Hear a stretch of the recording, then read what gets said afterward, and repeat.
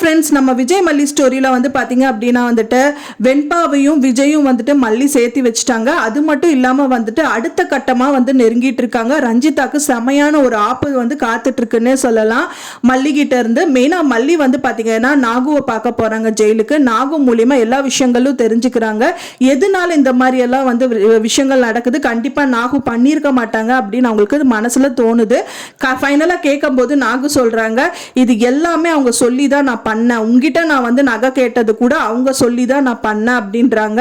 இந்த விஷயங்கள் நீங்கள் என்கிட்ட சொன்னது யார்கிட்ட கேட்டாலும் நீங்கள் சொல்வீங்களா அப்படின்னு கேட்குறாங்க. கண்டிப்பாக நான் சொல்வேன் மல்லி அப்படின்னு சொல்லிட்டு அவங்க அண்ணி நாகு சொல்கிறாங்க.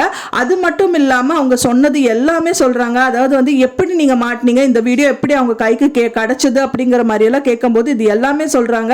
அவங்க தான் வந்துட்டு பார்த்தீங்கன்னா நான் அந்த சாவி கொத்து வந்து ரஞ்சிதாவோட இடுப்பில் மாட்டணும் அப்படிங்கிறதுக்காக நகைகள் எல்லாம் என்னை எடுக்க சொன்னாங்க.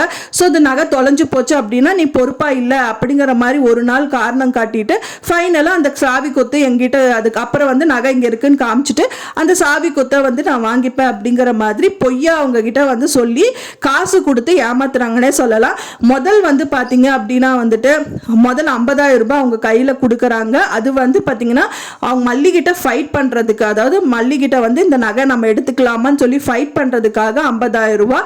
அது மட்டும் இல்லாமல் அந்த நகைகள் எல்லாம் எடுத்து பேக் பண்ணணும் அப்படின்னு சொல்லி சொல்கிறாங்க.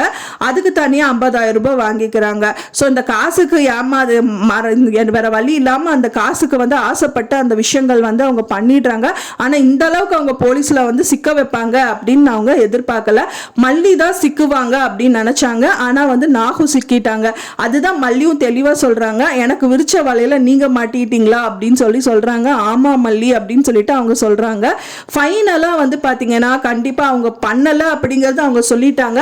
அதுக்கான ப்ரூஃப் எல்லாமே வந்து பார்த்தீங்கன்னா ரஞ்சிதா கிட்ட தான் இருக்கு. அவங்க தான் வந்து மிஸ்யூஸ் பண்ணிட்டாங்க. அவங்க சொல்லி இவங்க பண்ணது வந்து அவங்க எடுத்தது, அவங்களே எடுத்ததா வந்து போலீஸ் கிட்ட வந்து கம்ப்ளைண்ட் பண்ணிடுறாங்க.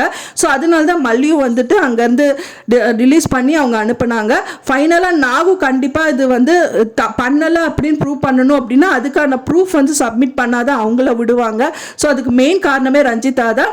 ஸோ ரஞ்சிதா கிட்ட எப்படியாவது அவங்க வாயை கிளறியோ இல்லை அவங்க ஏதாவது பேசுறது கேட்டோ இவங்க, அதாவது மல்லி வந்து அவங்க அம்மாவும் சித்ராவும் ரஞ்சிதாவும் பேசுறது ஏதாவது ஒரு வீடியோ வந்து ஷூட் பண்ணி போலீஸ் கிட்ட ஏதாவது காமிச்சா மட்டும்தான் வந்துட்டு இதுக்கான சொல்யூஷன் கிடைக்கும் அப்படின்னு நான் எதிர்பார்க்குறேன் ஃப்ரெண்ட்ஸ். ஸோ எப்படி நடந்தால் நல்லா இருக்கும், எப்படி இனி இது இல்லாமல் வேற என்ன வழிகள் இருந்தால் நல்லா இருக்கும் அப்படின்னு நீங்கள் எதிர்பார்க்குறீங்க அப்படின்னு சொல்லிட்டு எனக்கு மறக்காம கமெண்ட்ல ஷேர் பண்ணுங்க.